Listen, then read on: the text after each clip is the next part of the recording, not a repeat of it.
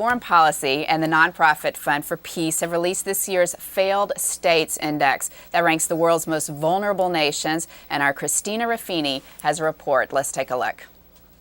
Afghanistan, Iraq, Yemen, Somalia. Some old standards mingle with the new frontiers in America's war on terror.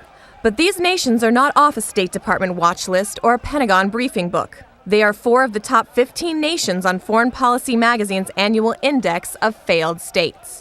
Released Monday, the Failed State Index ranks nations on their rate of decay, with the worst and least stable nations at the top.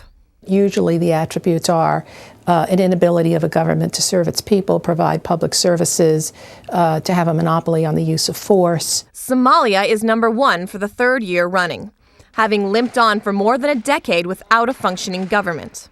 Somalia is really the quintessential failed state in the sense that everything has collapsed. Pirates swarm the coast, and Islamic radicals choke the urban centers. In Yemen, number 15 on the list, Al-Qaeda has found a new haven for training camps. The failed Christmas bombing attack was planned and launched from within its borders. Iraq and Afghanistan also rank in the top 10. As the U.S. moves ahead with its plan to remove combat troops from Iraq by the end of next month and Afghanistan by June of next year, Foreign Policy says these 2 nations are not nearly ready to stand on their own. Iraq is not out of the woods yet, and certainly Afghanistan, where we have a very large presence now. And Pakistan, a key partner in the war in Afghanistan, comes in at number 10. The inability of governments in Somalia, in Yemen, in Pakistan to control all the areas within their borders and to be able to suppress insurgencies or terrorism is a major concern, not just to those governments, but internationally. Since 2001, the United States has spent more than $1 trillion fighting the war on terror, much of it spent in the countries on this list.